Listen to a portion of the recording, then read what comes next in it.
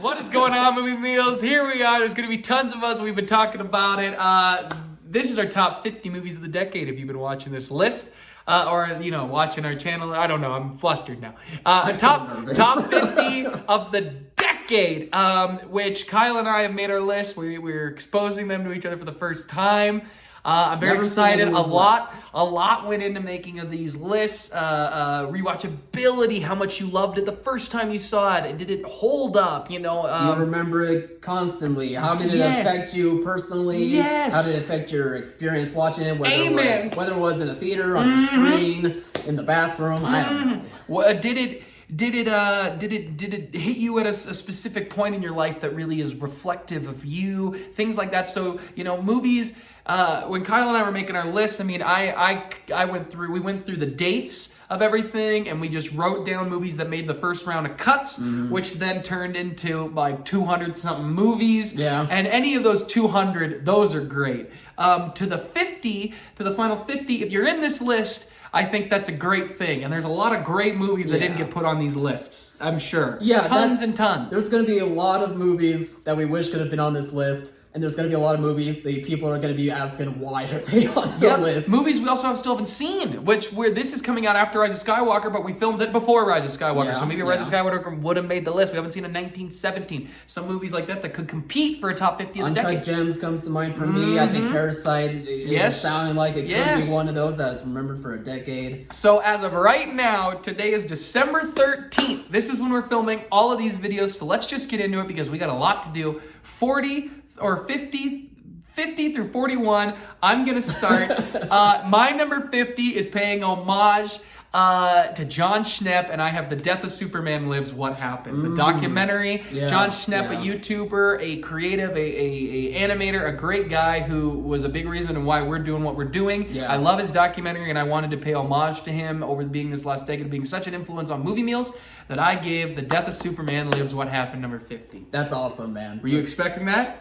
No, but I'm really happy that you picked that one. And I'm going to look like a real jerk. Right there on the list, because it's not on the list. It's not on my list. Boom, got it. All right, what's your 50?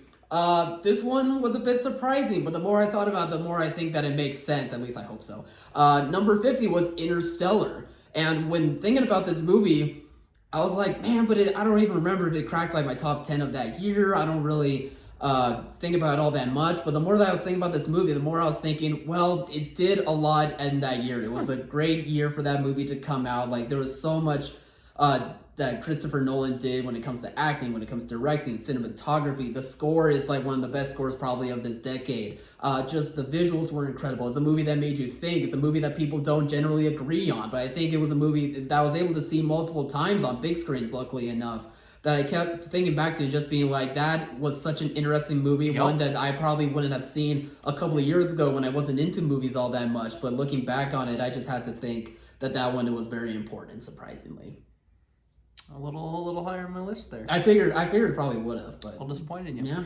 All right, my 49 is actually another documentary, and it is Blackfish, which is the documentary about SeaWorld. And this is the documentary that back in 2013 got me into documentary filmmaking. It got me into what this could do, what the stories it could tell, how they tell agendas, and that each documentary is trying to tell one side of a story and give you the facts of that side. So I loved Blackfish. It put me in a deep dive into why I love documentary making today. So I wanted to pay homage to my documentaries with 50 and 49. So Blackfish. Wow, a lot of surprises so far. And we're only down two.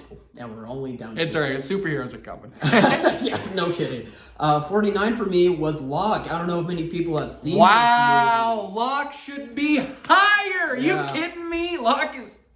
Wow. Locke is such a great movie. Go check that out. It's probably one of Tom Hardy's best performances. It's his best performance. And all it is, well, it's not all it is, but the majority of the movie is him in his car taking multiple phone calls while trying to drive from point A to point B. And you wouldn't think that you would feel all the emotions, but you feel all the emotions. It is such an awesome little indie movie that more people should check out. More people should recognize his acting for that. I was watching it late, but when I was watching it, even on like the small screen that I had when seeing it, I just was impacted by how amazing storytelling could be. So yeah, 49 for me had to be Locke. My number 48 is the 2011 film Battle Los Angeles. Not a pundit-loved film at all. But Movie Meals, I love it.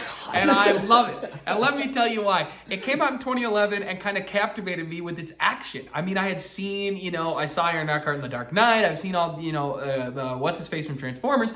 I'd seen a lot of those actors, but I just was very invested in this story. The shaky cam work, all of it got me. And I didn't really understand filmmaking yet. It wasn't until late 2012, 2013 where I started to really understand filmmaking and kind of dive more into it. And then really got into it my freshman year of college in the end of 2013 and 14 and 15. Those were such great years. So I have to pay homage to a movie that captivated me in the theater because it really did. And I would have been 15 years old, but it really got me. It's a movie I still go back and rewatch. I understand that it's not great, but I love the action. I love the cheesiness, and so it gets the number 48 spot. I actually remember us texting each other about that movie. We saw it about the same time. Really? Oh, literally, you said the exact same things as you did just now, and it just makes me laugh. That's awesome.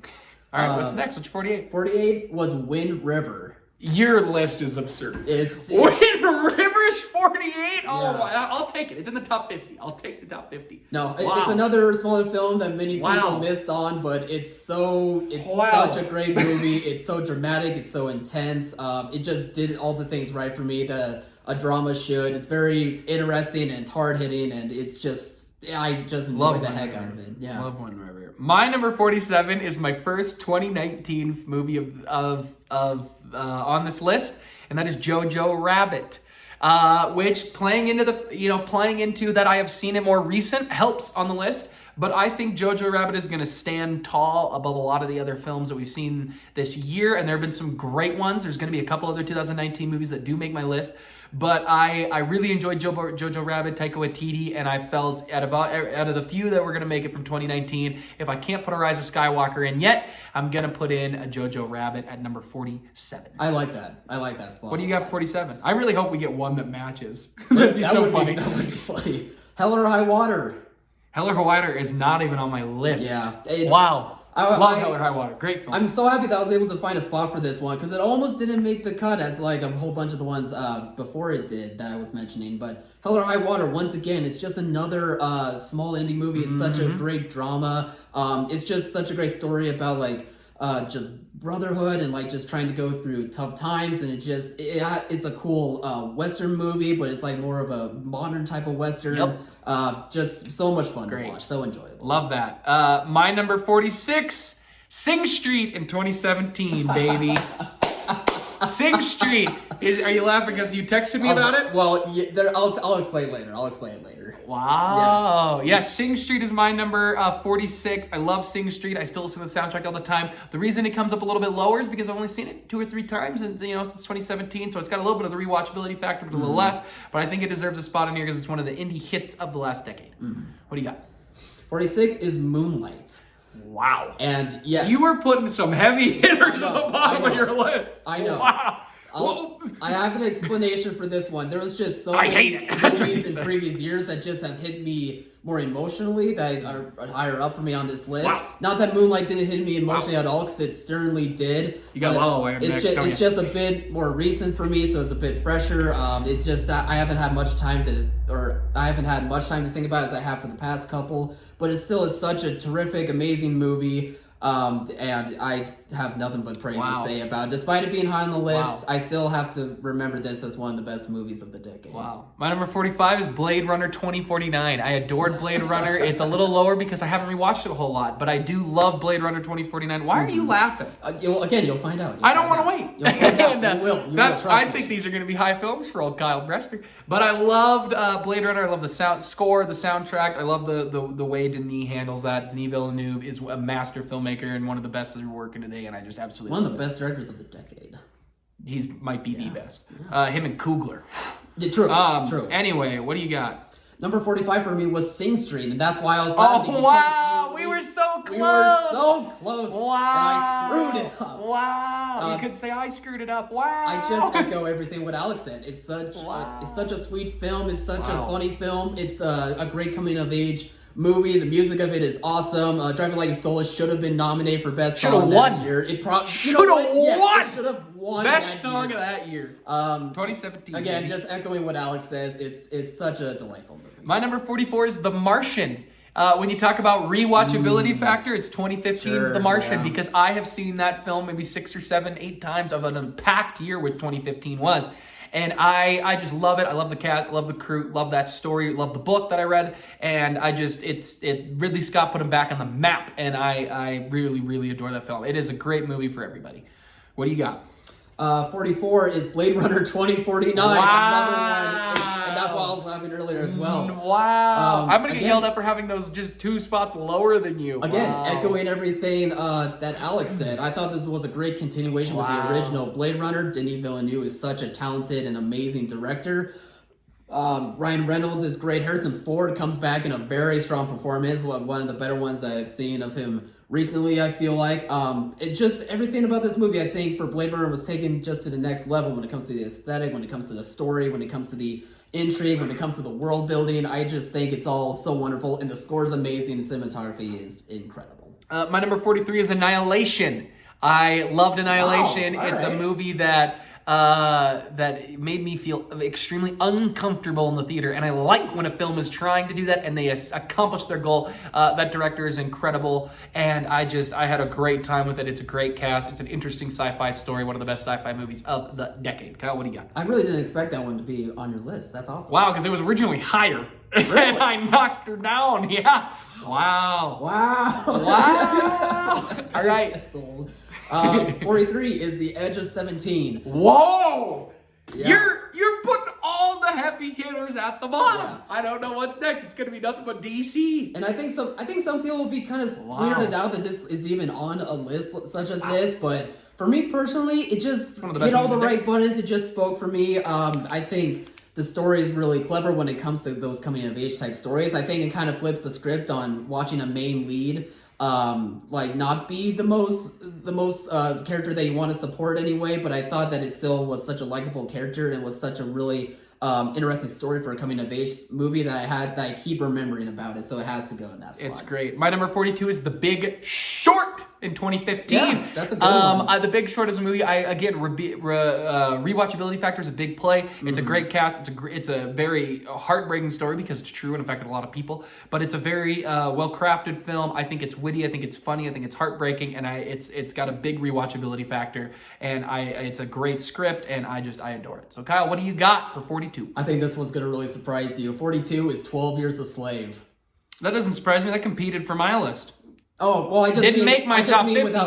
with how low it is on the list. No, I don't even have it on my top 50. I think Oh, really? I don't think 12 Years a Slave is one of the top 50 movies. Oh well, I personally disagree, And I love it, but I personally disagree with that. I think it is like one of the best of the decade. I just have it this low only because it's not a movie that I can really rewatch all that much, and that's only because like it was so hard hitting and just hit me so emotionally that I just find it hard to really be able to rewatch it, as I think it is with many other people with that movie. But I can't deny that it really did the job that it was supposed to.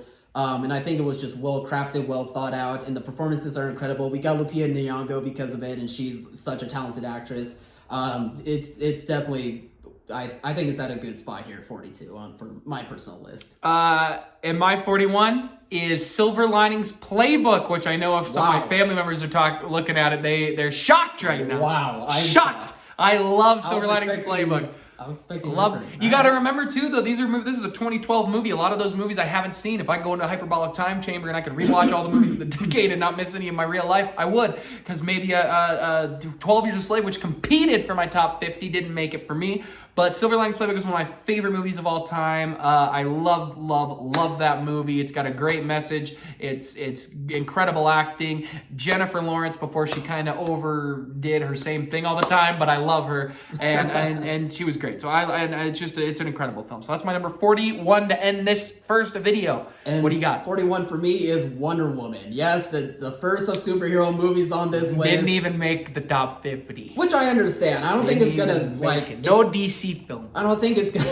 I don't think it's Or gonna are be on everyone's top 50. I don't think it's gonna be on anyone's like top 100. I understand that it's not like one of the best movies ever, But for me, it hits all the right buttons. As a fan of this content, film. like it does a great job at telling a story for superheroes such as this. It was very entertaining for me. It was something different that I really enjoyed seeing, and it just on an emotional level really worked for me. But again, that's kind of like a fanboy type of area. I do think the film is really well done and really well constructed for 2/3 of it anyway. But I just put it here just because it hit all the right buttons for me at the right time. All right, guys, that's our 50 through 49. Please comment below, let us know. Remember to like, subscribe, and share, and go check out the next one, which will be up the next day. They're all going to come out back to back to back every day, so go check them out. We got next 40 through 31. And as always, thanks for watching, Mom. See you guys.